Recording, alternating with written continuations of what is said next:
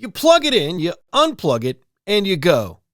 If it was only that easy. Charging an EV can be done by anyone, but optimal charging involves efficiency, timing, planning, sheer dumb luck, and a fundamental understanding of electricity for that matter. And you won't walk away with a PhD, but I think from this video, you'll feel confident knowing what's going on with your car when you're charging, and why. Today we'll cover fast charging, home charging, general questions about charging, route planning, some general electrical concepts that'll really deepen your knowledge, and some scenarios specific to the Honda Prologue. If you know someone who's on the fence about EVs, maybe even your spouse, share this video with them. Regardless of what EV they drive, I've owned many. Oh yeah. Background. We can get into that. I had this, and my wife had this, and I had a Fisker Ocean. Yes, one of those. In fact, that's where this channel's been for a good long period of time, and I still report on Fisker regularly. If you're interested in that, hit subscribe. Footnote, I also have this, and this, but my reality right now is my wife has one of these, and I, of course, have the Prologue, which was honestly a product of the financial nightmare that was the Fisker Ocean. But no regrets. Finally, this whole journey started with my Honda Clarity 7 years ago. Some of you have been here since then. Thank you so much for continuing the ride. And if anyone's to blame for this life transformation I've made to the EV space, you can pretty much blame it on Honda's plug-in hybrid system. In fact, most plug-in hybrid systems. 100 mpg here, 27 mpg there, 375 a gallon here, 12 cents a kilowatt hour there. Silence. Angry bees. Silence. Angry bees. Not the bees! Ah! A plug-in hybrid will take your car through electric and gas ownership, back to electric and back to gas, all within minutes of each other, all on the same vehicle. The difference there pushed me over the cliff. But you're here for charging, and there's a lot to this. Let's start with a road trip. For Connie's birthday, we wanted to go back to where she went to high school and take Shane to Put-in Bay, which is nearby and a place Connie and I always like to visit. And for me, it was a perfect opportunity to show you how I actually plan an EV trip. When I had a Tesla, I didn't really pay as much attention as I do now, but the Prologue is somewhere in between a Tesla and not a Tesla because it does have access to some of the Superchargers. But Superchargers are not all accessible by this car. Let's put an asterisk there, and I'll explain that. Hey, love your videos. I noticed that when I set my Prologue up on Tesla app, it hardly shows any Superchargers available, but then when I delete the Prologue and set it as Chevy Blazer EV, it makes a lot more available. Is the Tesla Supercharger still working on your Prologue? Yes, it is, but you do have to tell it you're a Blazer EV. If you don't, all you've got access to is the 45 Magic Dock stations, and yes, only 45 total throughout the US. What is a Magic Dock, you ask? Well, it's a Tesla Supercharger with an integrated CCS adapter. And when you say, oh no, my Prologue can't do it, yes, it can. Go to your favorite search engine. Type in Create Tesla Account. Click Tesla Account. Top right, press Menu. Scroll down to Account. Press Create Account and fill out the necessaries. Next, go to the App Store, search for Tesla, and click Get. Let's open the Tesla app. Once you've signed in, click your name. Next, go to Wallet. Top right, press Add. Choose your payment method. I'll choose card. Type in your information and go back to the menu. There are 3 caveats when it comes to charging this on the Supercharger network. Number 1, you have to trick the Tesla app into thinking this is a Blazer EV. Press Charging under your name. Select Vehicle Details. Top right, press Plus. Enter your make, model, and range. If you enter a Chevrolet Blazer EV 2024, do you have an NACS adapter? You say yes. The Superchargers that are available to you will become available in the Tesla app. GM vehicles have access to the Supercharger network. Also Ford, Polestar, Volvo, and Rivian. But the short of it is your Prologue underneath is a GM Blazer EV. It's so close you can trick it, obviously. So that's caveat number 1. Caveat number 2, you need an adapter. Just received our Prologue yesterday. Are there any recommended adapters? I'm very satisfied with both the Lectron and the A to Z EV. The A to Z EV is $189 retail. The Lectron is also around $189 retail. You can use a link in the description that'll get you that price. The Lectron doesn't have a case. The A to Z does. The Lectron is more robust. The A to Z is easier to use. I have a whole video on that. Make sure you check it out. Don't buy EVSE on Amazon. That's it. That's all I have to say. I'm in the middle of my stairwell. Do you like the crazy pattern in my stairwell and the fact that I'm very poorly lit? Either way, don't buy EVSE on Amazon. My cat is meowing. You're not going to get an official one because Honda doesn't have access to the Supercharger network, remember? GM does. So you'll have to buy it third party. And that's either going to be Lectron or an A to Z EV. So you downloaded the Tesla app and set it up for supercharging by convincing it was a Blazer EV, and you bought the adapter. Time to supercharge, right? No.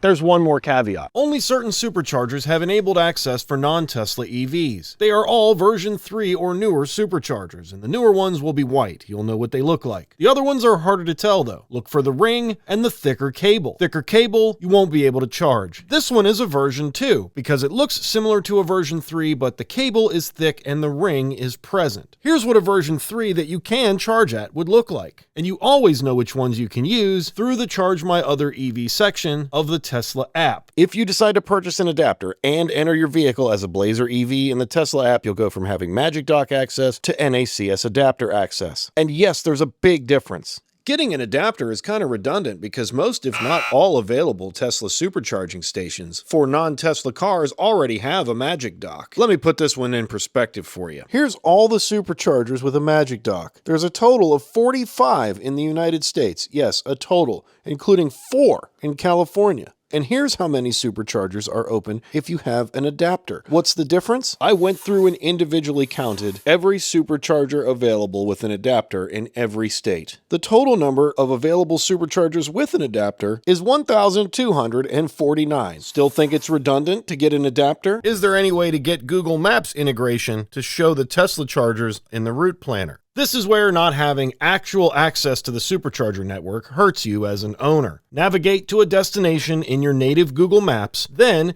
you have access to the route settings menu. In settings, scroll down to EV payment filters and choose Supercharger non-Tesla. That's the best you can do now in the settings. If we actually had access, when we go to the lightning bolt, our available plugs would say 1772, CCS1, and NACS non-Tesla. This is what it looks like in a Blazer EV. But we don't. Notice how the Blazer has an arrow here, which means you can go into a submenu we don't have and enable NACS adapters. So, to make superchargers available on the map, you need to go to the plug icon and switch it off, so it displays chargers that are not just CCS1 and 1772. It's probably not the answer you were looking for, but it's the only one we've got until Honda gets official access. And if I'm wrong or there's an update, let me know down below. For now, the best way to navigate with superchargers is to go to Tesla Superchargers, the map, on Tesla's website, hit Find Us, and then once you allow it to use your location, remove all of the other map icons except superchargers open to NACS. You'll then be able to see all of the superchargers that your Prologue can charge at. You'll also notice that all of them say 250 kilowatts because Gen 3 is all 250 kilowatt chargers. But not all 250 kilowatt superchargers will charge. For example, there is a 250 kilowatt charger in Sutton, West Virginia that is fairly new and will charge up to 250. But once I go to the map and select superchargers open to NACS, you notice it disappears. So the only way to really know would be to plan your route. And this is what you would use when you plan your route. However, when you're on the go, use the Tesla app, click Charge Your Non-Tesla, or if you own a Tesla like me, Charge Your Other EV. It's going to be in the same place, no matter what it says, and this map will match the Supercharger map on the Tesla website. So now that we're charging, how fast does this thing actually charge? There is so much nuance here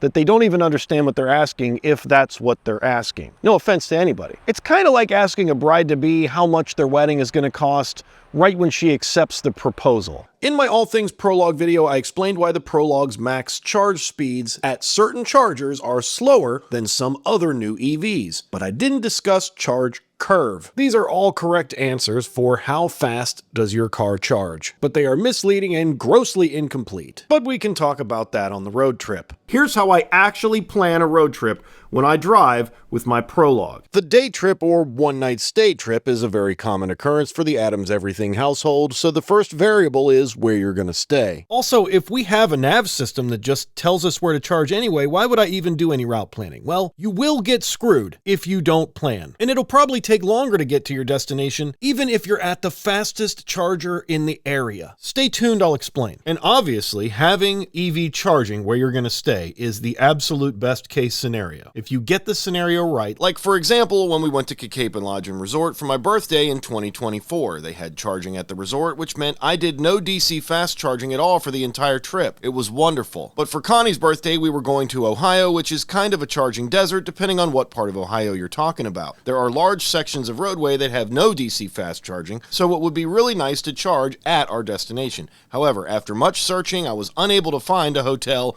or Airbnb with any level 2 charging, and here's how I went about my search. It was actually a combination of factors. First, I used PlugShare because it spots all the level 2 charging there is immediately, and some of those places are hotels. What is PlugShare? Well, it's a resource that shows all of the charging and users rate their experience. It is literally almost everything you need to get anywhere in an EV. Let me show you how to walk around it. So filters is where you want to check first, and that's right in the middle of the screen here. I'm going to click on filters. Plug score is how well this station is rated. You can filter by this by just using the slider, and then the next variable is kilowatt range. If you are looking for slow charging, you can take your 350 and move it down to, I don't know, 10 or 11, and then it'll show some of those. Remember, if you eliminate stuff with filters, that's not a perfect system, so you may not see every single thing that you're looking for. The next and most important part of this, as far as filters, is the plugs. I've got my vehicle as a Honda Prologue 2024, but really, this is another place where you would use a Chevrolet Blazer EV, and you can say, I have NACS Tesla right here. So I've got NACS Tesla now selected along with J1772 and CCS1. And my results will change every time I do a filter. There will be more or less locations. Your locations that are orange are fast, and green are slow chargers. You can do more in filters as well. In fact, all of these, dining, restroom, shopping, lodging, park, Wi-Fi. Remember, not all these are perfect, but the one you would use most often in this scenario is the free charge at the bottom here. When you press that, everything that you would pay to charge at disappears. There are also additional filters down here. Hide dealerships, private homes. I've got restricted access set up because I don't want to see those. Also, coming soon. Some of those are listed, even though they're not ready yet. So I always hide coming soon. But remember, it's not always accurate. You may pull up to a charger that says coming soon and it could be operational, but you're gambling at that point. Then you've got pull through parking. If you've got a trailer, etc. You can pick your network. This is the major resource that you need to charge an EV in the United States of America. And remember, charging is like a workflow, so you'll find your own set of apps and ways you like to do it. I just want to offer as many options as possible. I hope that helps. Once you've narrowed it down, you start looking at hotels that have electric vehicle charging. But this was a last-minute, unplanned trip, which means I'm booking this place to stay within 12 hours of when we're actually going to get there, and it was right in the middle of leaf peeping season, which is also one of the last warm weekends of the year in a lot of places, so we didn't find any hotels or Airbnbs that both had level 2 charging and weren't booked. So there's the first example of how planning can really help. So the next thing to do is to stay at a hotel very close to a DC fast charger. And even more importantly for me, I have $750 of EVGo because I chose not to take any of the other Prologue benefits when I purchased mine. So I have 3 years of free charging, assuming I don't go over 750 at the DC units, but they have to be EVGo. And EVGo can be very sparse depending on where you're at, including the Cleveland area of Ohio, which is where we were going to be. But there was one charger right across from a hotel, which just happened to be a pretty highly rated, decent quality hotel. And so now I've solved most of my road trip route planning just by finding the right hotel with the right charging accommodations. Because with an EV, charging is as important as the correct number of beds when it comes to accommodations. So now I know all I have to do is make it to my destination, and when I get there, I can charge, even if I show up at a very low state of charge. So the next thing is to find out where the route goes without charging as a consideration. I've got 79 north to 376, and that's enough to go to EVGo and then take a look at what might be on that route so I can get my first free charge. And right off of 376 is a Target, which tells me I don't even need to stop for snacks before I take my road trip. This could be a double win. And all this was true at the time of my trip, but now all 4 of those are offline, which further exemplifies how important planning a route can be, because your navigation system may not be up to date, and you may pull into this charger needing to charge with all 4 offline. Now that we found charging at the destination and found a number 1 choice for where to charge, if I didn't have EVGo credits, it will be time to price shop. Why price shop? Because most companies are trying to rob you when you DC fast charge. So how would I do this? Same trip, Morgantown to Cleveland. I'm going to all the major apps first to look for an outlier. ChargePoint is the most likely to vary in price because the owners set the cost. And I immediately realize I haven't filtered my app appropriately. Let's get it set to price shop. We'll leave the network at ChargePoint only and add DC fast charging. Bud Bear Outdoor is 39 cents per kilowatt hour. That's pretty good. Number 1 Cochrane, 58 cents. That's nuts for 62 kilowatt speeds. So is Cochrane Auto Mall. And the Hyundai dealer beside it is 61 cents per kilowatt hour. Absolutely not. But at least we know Bud Bear is an outlier. This is a place you would stop at for a short period of time, regardless of state of charge, and use it to offset the cost of the expensive charging you're definitely going to have to do. Let's move to PlugShare. It's time to filter again. Plug score of 5+, over 49 kilowatts, eliminate J1772, and let's try free for fun. Bowser Hyundai, listed on PlugShare, but not on ChargePoint, even though it has ChargePoint hardware. This can happen, and it's likely because it's free. But it's a 10 out of 10 plug score, and it could be a free charge. Do you depend on it? Nope. But if you find yourself ahead of schedule, or you plan enough time to stop by and check, you could have yourself a free charge. So what's the takeaway? If you're in a hurry and you need to drive fast, and you have to optimize your stops, it's gonna cost you as much as gasoline, in fact, because these EVGo stations are 52 cents per kilowatt hour plus $1 to plug in. Electrify America runs 56 cents a kilowatt hour, which is basically the same. And the Superchargers are also more than 50 cents per kilowatt hour if you don't drive a Tesla. So instead, make it an adventure. Do some research either while in the car on the way, which is harder, or before leaving, and see if you can't swing a free, or worst case, cheaper charge. But what if price shopping is too annoying for you? That's okay. Just join one of the programs like the Pass Plus or this other one here on EVGo, and by the time you charge 3 to 4 times, the monthly fee that you've paid will cover itself. It's just the hardest part about every subscription is you need to remember to cancel. So long trip, pick a network, join one of the subscriptions, enjoy a discount, cancel as soon as your trip's over. Back to the trip. We left at 10:30 a.m. with the hotel as our first destination, and the last thing I did before we left was make sure our tire pressures were 42 pounds, which is the recommended setting according to the door placard. A very important step when road tripping. Skip this step and all of your range estimates could be off. We have us a beautiful fall day in mid-October. We are 1 hour away from our first charging stop. Cruise is set at 66 for efficiency and speed. And we'll check in at the first charging stop. All right, we're about 50%. We got 4 Delta 100s. Let's try this one first.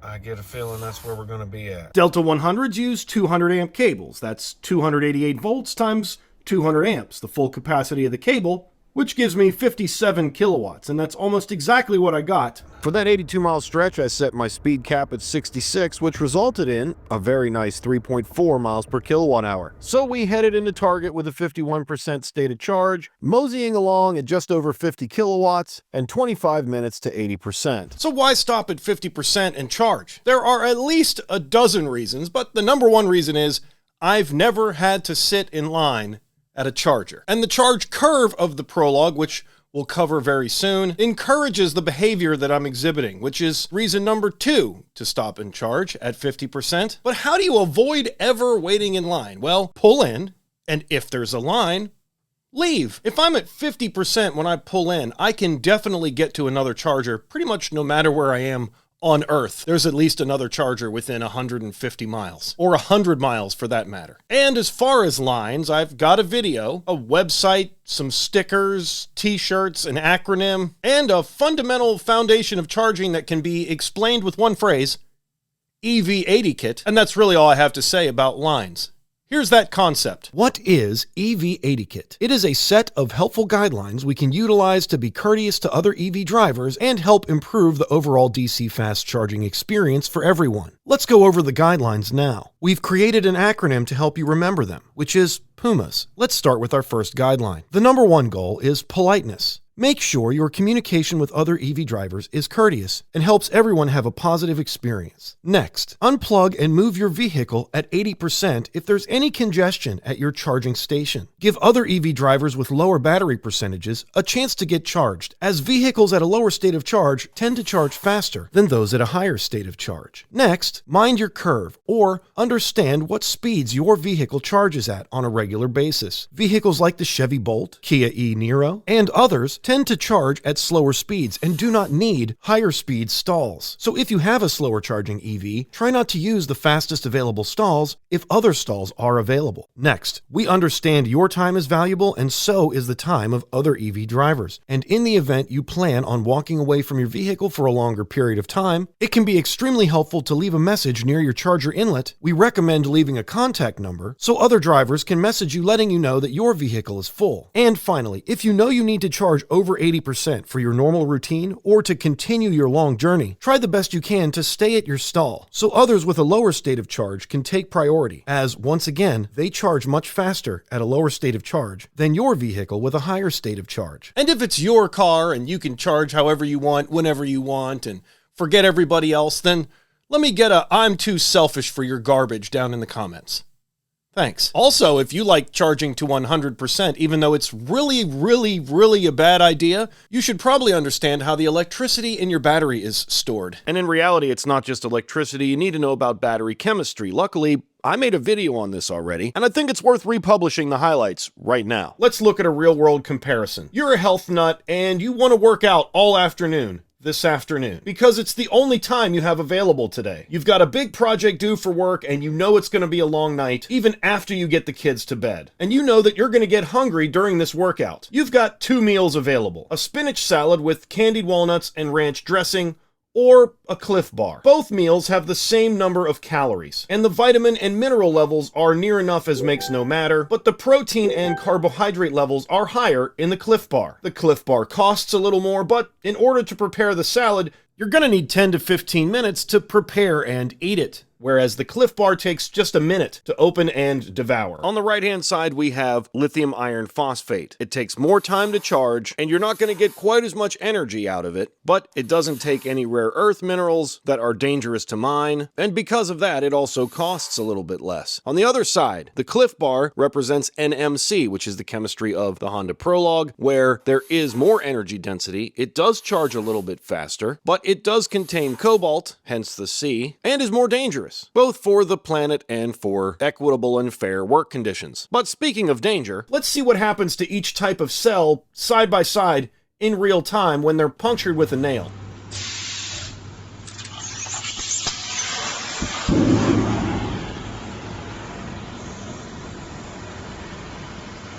And I could go into hours of detail on the why, but essentially it's called thermal runaway, which is explained very beautifully and simply in this photo. Here's another example.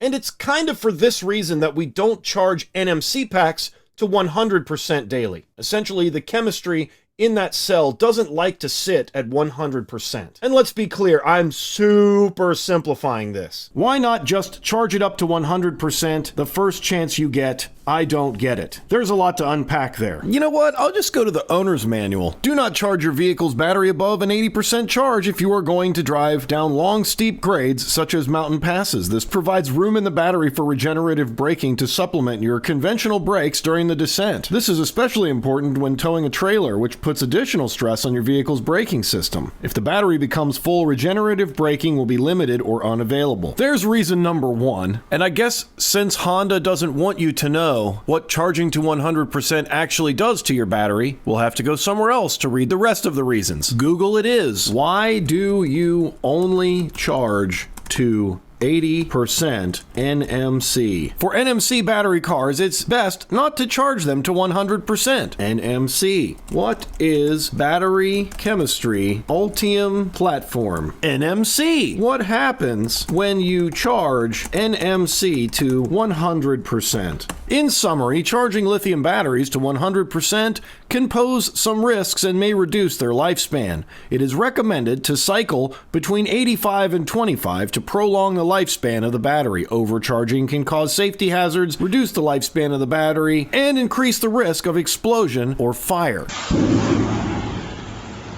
Why does NMC degrade above, there it is, above 80? The high energy density of NMC batteries makes them susceptible to overcharging, which can cause thermal runaway and other issues that can shorten the battery's lifespan. I hope we've arrived at an answer at this point. And maybe I'm just a dumb YouTuber who doesn't have enough subscribers for you to believe when it comes to how to charge your battery. Engineering Explained has almost 4 million subscribers, and instead of looking at this unbelievably complex chart, I summarized his video for you. You can watch it right here. Don't store your vehicle at 100%. 30% is the best storage percentage if it's going to get hot. Don't wait to recharge your battery. Shorter charging cycles are better for the battery. The inside of a battery is like a muscle, and charging it high or discharging it low stretches the muscle and cracks it, essentially.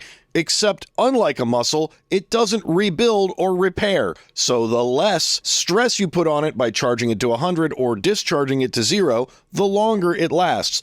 Up to 10 times longer, in fact. If your battery cycles are between 60 and 80%, the battery could last up to 800,000 miles, which is almost 10 times longer than if you ignore everything and just charge however you want to 100% regularly or whatever. Okay, back to the trip. All right, we went to Target and we got some treats. And our destination next is actually where we're staying. Fairfield Inn and Suites in Avon.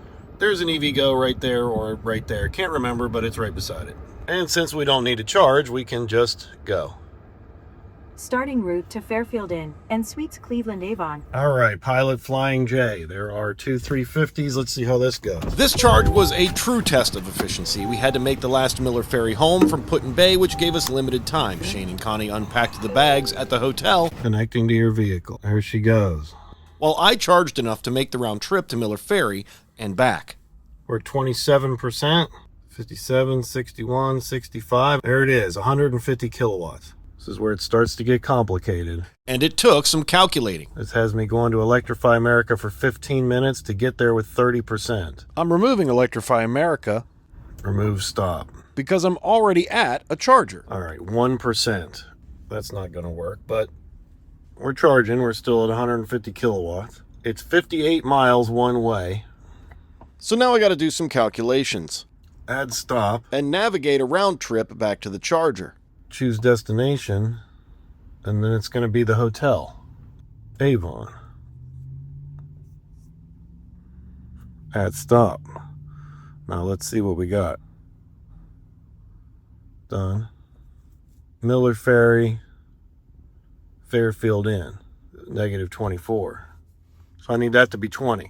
I'm at 36%. We're doing 130 kilowatt. I think 60% is probably going to be where we cut, just like how it does at Electrify America. It cuts at 60. We'll see what the navigation looks like at 60. You don't get that 150 for very long, but you do get it for a little bit. 125 is perfectly acceptable. If we go back to our navigation, all right, now it's saying 9%.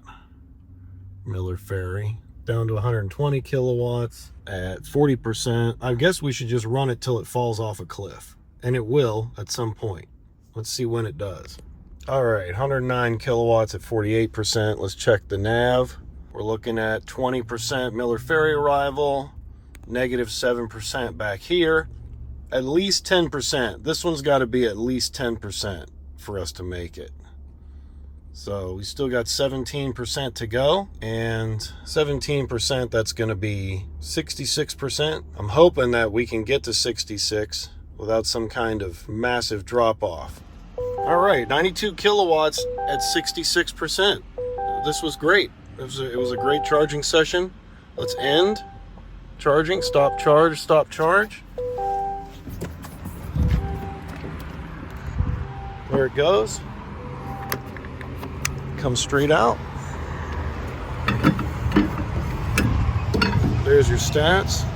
Okay. And here's why the Prologue is not a bad road trip car at all. So let's talk about this curve. You know how we do this, and if you didn't, it's a low-res chart. I plugged in, immediately went to 150, and I unplugged just after I dropped to 100 kilowatts. If you can do this charge curve repeatedly on a long trip, your Prologue is competitive with almost any other vehicle. We did 35 kilowatt hours in 18 minutes and 52 seconds. So for this charging session, we averaged 113 kilowatts, and at our current efficiency, we added 112 miles in 18 minutes. 90 miles if we go 70 miles per hour. So that's an hour and a half of driving that we added in just 18 minutes of charging. And if you're on a road trip, 18 minutes is probably enough for one charge stop. We went to Miller Ferry, hopped on the boat, checked out Put-in-Bay Island, did a quick tour, and came back to the hotel for the night so we could tour the rest of Ohio in the morning. Okay, we're back at the Pilot, and we've got somewhere around 24%, 25%, something like that. So I wasn't wrong about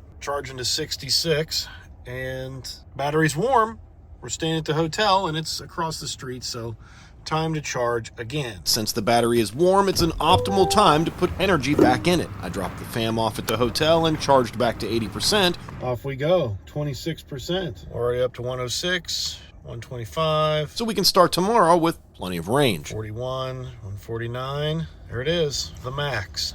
Oh, by the way, I have never preconditioned this car. When you have such a low voltage, this time of year, you're never gonna have to precondition. When it starts getting cold, you'll need to precondition. But for now, just totally unnecessary. I'll address the cold battery thing in just a minute. All right, we made it to 80%, and there it goes. Turns off for us. Very cool.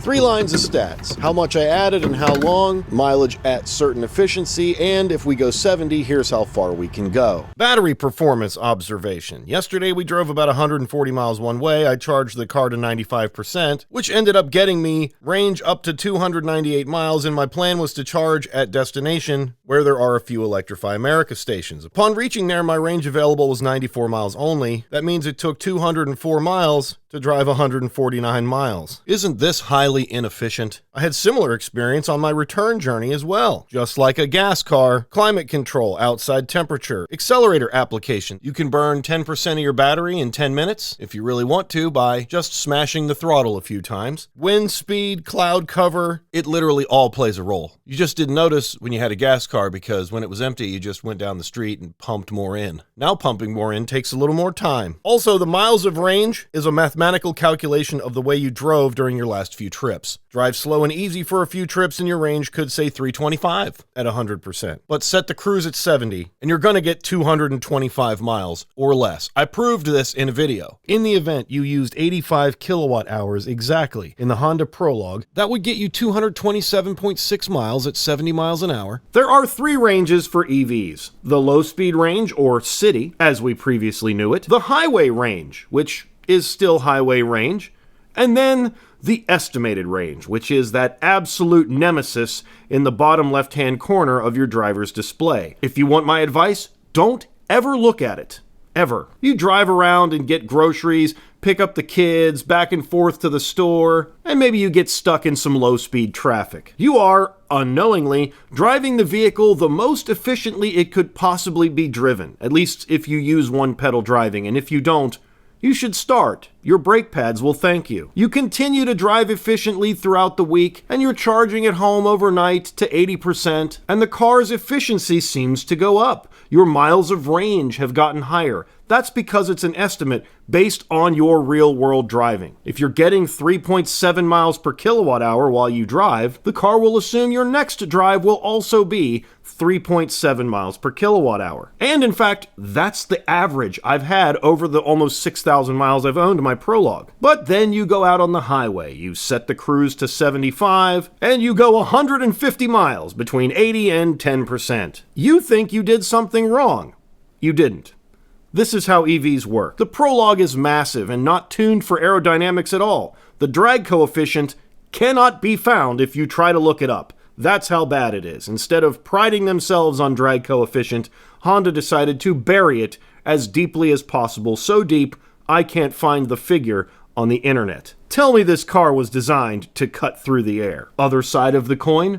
I think it's beautifully designed. Also, the Prologue is pretty heavy and nothing hurts your range like weight, except friction and wind resistance. The best way to drive the Honda Prologue on the highway to optimize time and money is to set the cruise at 70 miles per hour and average around 67.5 miles per hour. It will get you there almost exactly as fast as if you set the cruise at a higher rate of speed. And I didn't make any of this up. This was a real-world test at 50 degrees. The video's right here. And now is as good a time as any to check out my entire Honda Prologue playlist if you're new to the channel. It's worth a watch. So when you look at the bottom left corner of your driver's display and it says a number of miles, understand this is not a universal truth. At 100% charge, which, by the way, I never recommend doing for any reason, a Honda Prologue will have 204 miles of range at 75 miles per hour, it'll have 228 miles of range at 70 miles per hour, and it'll have 247 miles of range at 65 miles per hour. But in all reality, the most important numbers are actually at the bottom of each of these mile per hour calculations. If you're going 75 at 20%, you've got 41 miles. If you're going 70 at 20%, you've got 46. But if you're going 65 at 20%,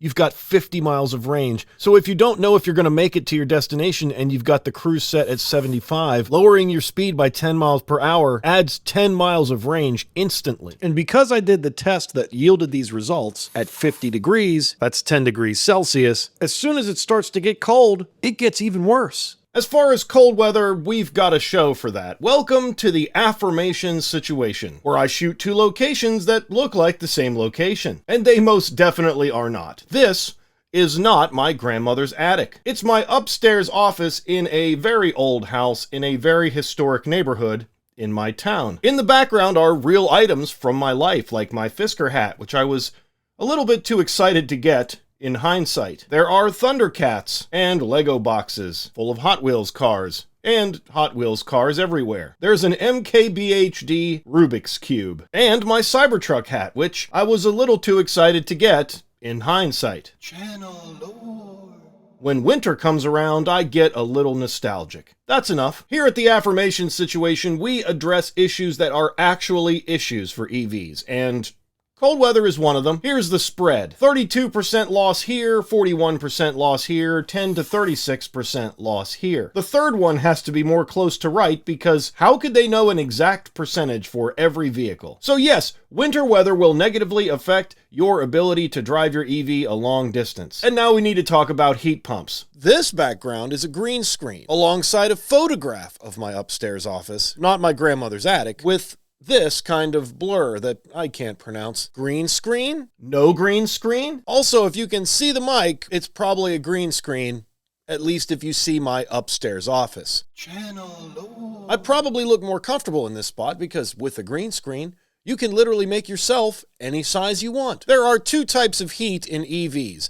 There's resistive heat and a heat pump. This is resistive heat. It has some metal stuff and it gets hot. Boom. Resistive heat. But the boom. You know the Costco family that says boom? If you don't Google it. You'll lose IQ points. But the boom from resistive heat has a lot of energy, and it's always on a lot. Heat pumps are better and totally different, and here's how they work. A resistive heater generates heat. A heat pump moves it around instead. I'll also say other words. Enthalpy, latent heat, gas compressor, liquid, condenser, low pressure, evaporator, vaporization, ambient temperature, Repeat. Let's try that again with an explanation. Long words don't always do it, you know? The refrigerant is just gas. That's what it is. We're going to take the gas and use a little energy to squeeze it. Now it's mad. And it's hot. Let's let that madness occur in the cabin, you know, to warm it up. It's got a long trip through the condenser, and that results in a liquid. But remember, the refrigerant is a gas. So it's a little sad now because it's not what it wants to be. It's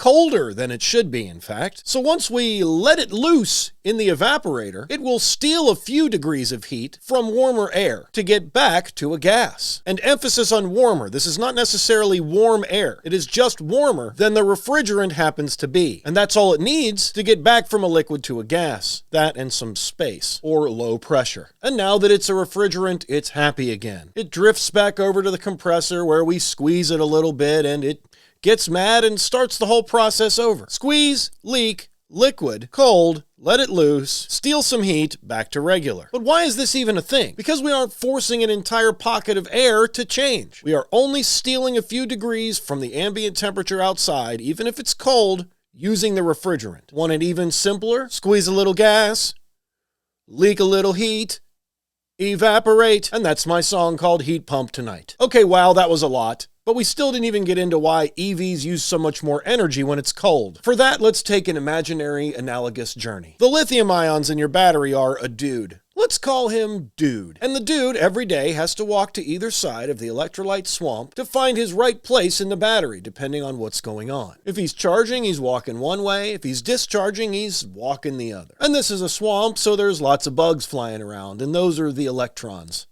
It's not a perfect analogy. Now, walking in a swamp isn't fun, no matter what. And it's definitely more effort than walking on a sidewalk, let's say. The extra effort is called internal resistance. So all day, dude is just walking back and forth through the swamp to charge and discharge until there's another crazy thing I didn't mention, and that's that the electrolyte is not water in the swamp.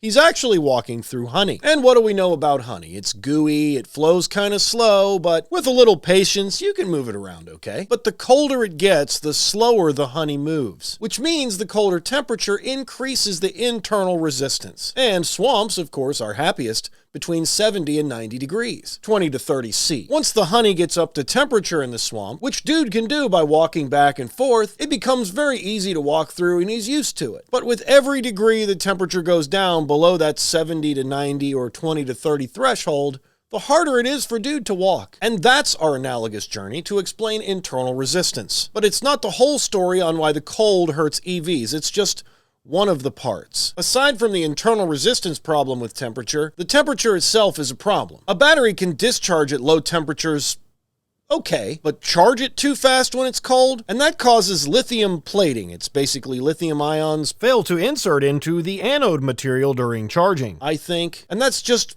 permanent damage to the battery that reduces your range forever. Stretches the muscle and cracks it, essentially. We'll leave it at that for this video. If I'm wrong, just light me up in the comments. So, for an EV to run efficiently when it's cold, first it needs to heat up the battery. And on top of that, at the same time, there is higher internal resistance because of the cold itself. That's your double whammy. It's also why preconditioning the cabin is really important because it also preconditions the battery. The car is literally heating its own battery up so it can perform more efficiently, but in that process, it performs less efficiently. Double whammy. Here's a comment. I just got the A to Z Typhoon Pro and I'm only charging at 35 kilowatts. What's going on? I need to know more to answer this question. What's your state of charge? 16%. Okay. It's not the fact that you're at a high state of charge that's slowing you down. Are you doing a full charge? Yes. It took 2 hours. Oh my. What was the outside temp? Something like 44 degrees. Okay, that's not super warm, and it could definitely slow you down, but not 35 kilowatts. And based on this information, the first thing I would ask somebody to do to improve their charging speed would be to switch cabinets. But is the battery cold? Did you precondition?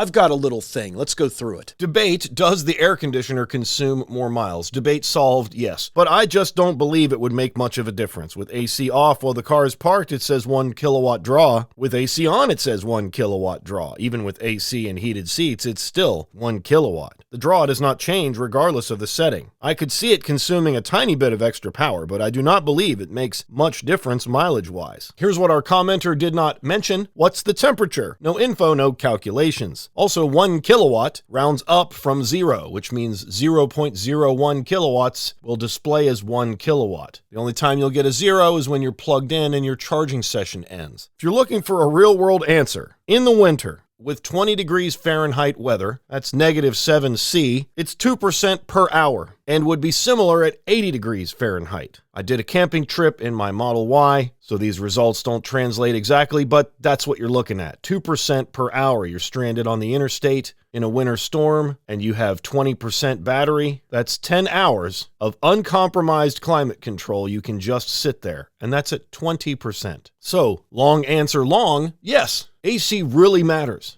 But you can definitely experience only 1 kilowatt of draw. The questions are, how long has the vehicle been on? What was the temperature when the vehicle was turned on? What was the temperature outside? Is it in the sun? Has it been running for a while? What is your fan speed set at? What is the temperature set at inside the vehicle? If you get this combination of answers to these questions, it won't be a 1 kilowatt draw. I was using a Tesla Supercharger station and my charge was looking at 150 kilowatt hours. It's kilowatts. And as it got close to 65%, it slowed to under 15 kilowatts. I also have this experience documented. The Prologue will give you about 50% of your battery, that's full battery, during a charging session at its maximum speeds. In my opinion, there's never any reason to consume more. That's 20 to 70, that's 10 to 60. And by a general rule, if you have enough range to make it to your next stop and your charging session derates, that's what going from 150 to 15 means, unplug and leave. Just head on down the road. Also, I will reiterate the water pouring from a pitcher into a glass analogy. When the glass is empty, you can pour at a very high rate, but in order to keep from spilling, you need to increasingly slow down as you approach the top. This is exactly how an EV battery charges. My response to this comment, the Ultium system software is limited to protect the battery. You get about 50% total charge in one session before the nerf starts. Nerfing means slowing down. You can't precondition to prevent this. When it slows down, unplug and continue your trip. Also, kilowatts is speed. Kilowatt hours measures capacity. All right, it's math nerd time. Kilowatt hours are something you can have. Kilowatt hours would be like the number of coins in a can. Kilowatts are something you measure. How fast can you put the coins in the can? That's kilowatts. And how do you remember them? There's an H. Kilowatt hours are something you can have. Kilowatts are not. How do you get the current trip on the screen above your steering wheel? Home, vehicle status, energy info, energy efficiency, tap add to driver display, and you've got it. In one of my previous videos, I mentioned that the Prologue may overcharge. You set it to 80, you come back the next day, and it's 89. This is an egregious oversight by GM, not Honda, because remember, Honda admits to having absolutely nothing to do with the development of this vehicle, and other EVs do this, but not to this level. Happy first week with Elite Prologue. First time I charged to 80. To my surprise, when I entered the car to drive it, it was showing 92. This is called pack balancing, and the Prologue isn't very good at it. All the cells in the pack, which for the Prologue are blade cells, that's really long, really thin cells that are of a pouch configuration, need to balance, meaning move power around so each blade has the same voltage after you unplug your charging session. This is why only charging to 80 is so important. In fact, my Prologue is set to 75. My Model Y was 82% sometimes when I would charge it to 80, and some days I would come out to it and it would be 78. But those were few and far between. This is very common on the Prologue and to a much higher degree. And it always seems to be more on the Prologue, not less. And I think it might be killing batteries. In the bottom left, where your nemesis lives, you find this absolutely wrong reading, like 32 miles at 100%. Also notice, in this picture, this owner charged their car to 95%, but it was obviously much more than that, as it is having a problem. So what's this measurement? Well, voltage.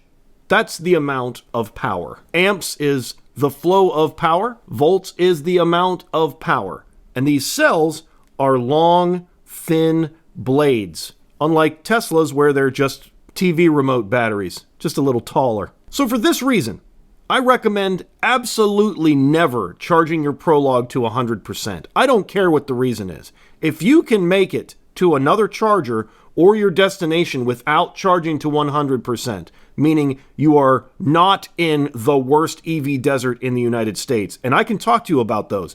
I live there. Other than maybe parts of Montana, Nebraska, or the Dakotas, I live in the worst EV desert east of the Mississippi, and I never need to charge to 100%. I recommend you do the same. 80 at the absolute maximum. Remember, nickel-based battery, boom chemistry, Prologue likes to overcharge. I'm not trying to tell you what to do with your vehicle, but if you like driving it and not letting it sit at the dealership waiting for a battery replacement, you should probably think about that 100% setting. I put about 200 miles a night on my vehicle. From what I'm perceiving from your video, I will not be able to get enough charge on the Prologue the next day for it to be ready the next night for 10 hours of driving. 10 hours of driving and 200 miles, you need at least a Model 3 long range. The Prologue won't cut it in one charge. But if you install a level 2 charger that has a NEMA 1450 plug and you can charge at the full 40 amps, you should be able to recharge overnight. The only vehicles that won't recharge overnight with a level 2 are the Hummer EV, Silverado EV, Sierra EV. They have twice as much battery capacity. To further clarify, a 1450 plug will allow 40 amps at 240 volts. That's 9.6 kilowatts of home charging speed.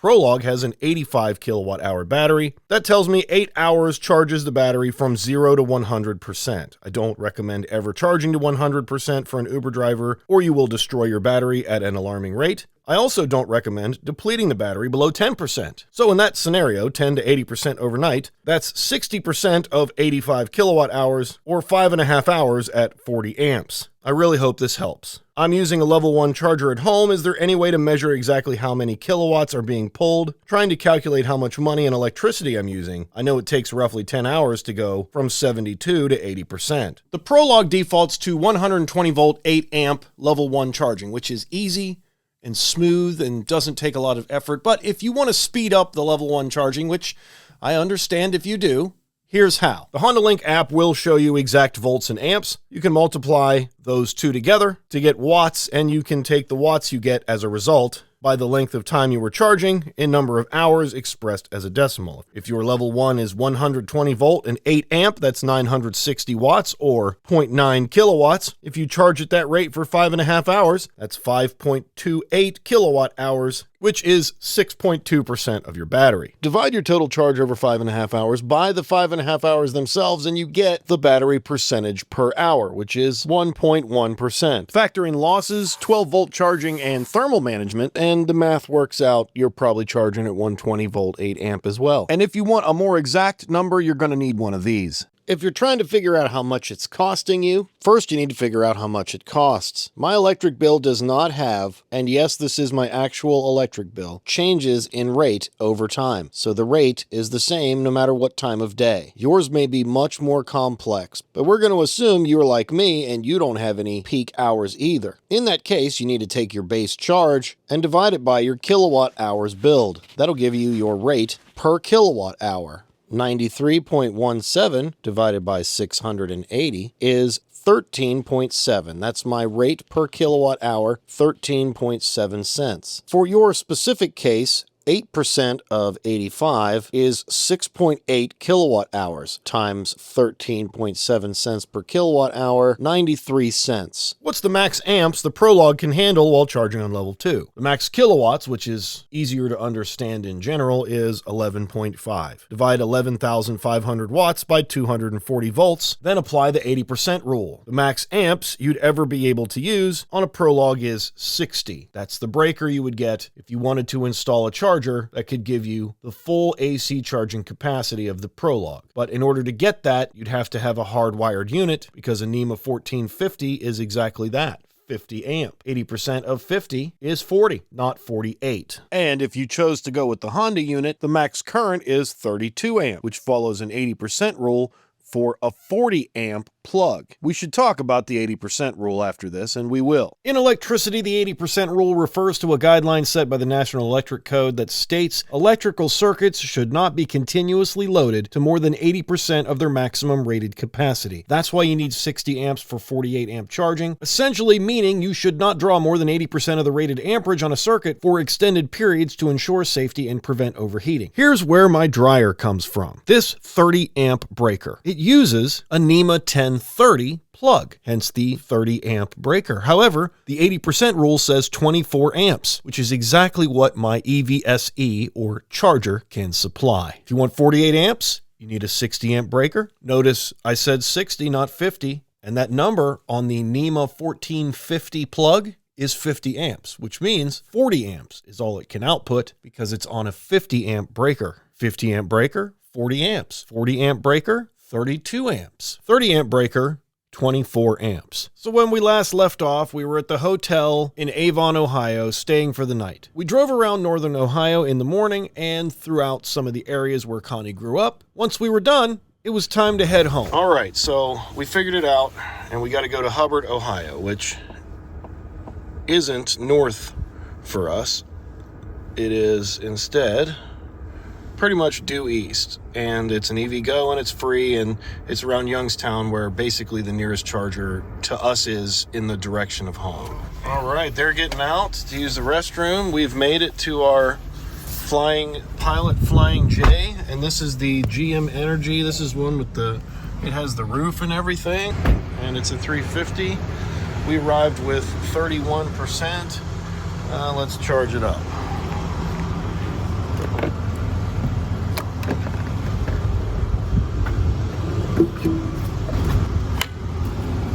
There we go. Connecting to your vehicle. Looks like this is working pretty quickly. Bingo. Charging to 80%, ready in 30 minutes. 151 kilowatts. So we go to home.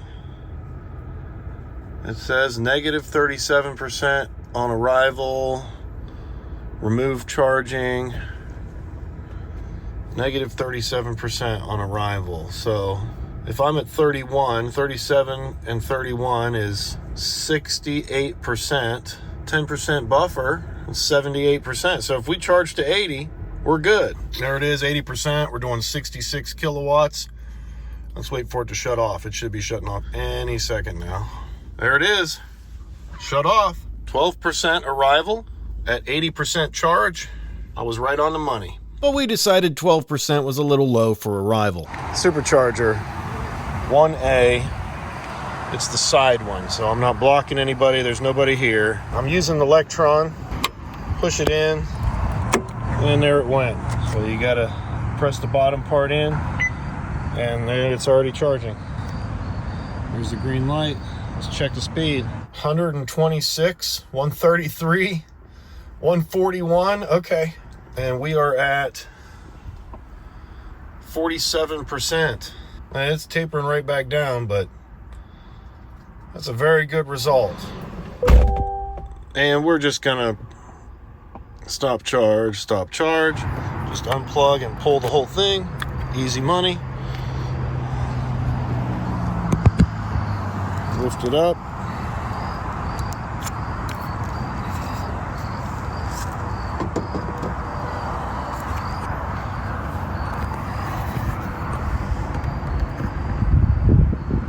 And we're good to go. Let me know your thoughts and questions in the comments below. Join Patreon or become a YouTube member for early access to videos. Thank you so much for sticking around to the end. Oh, by the way, the new car is a 2017. Subscribe so you can find out what it is. Next video. See you next time. Hey! Smash the like button! Thank you.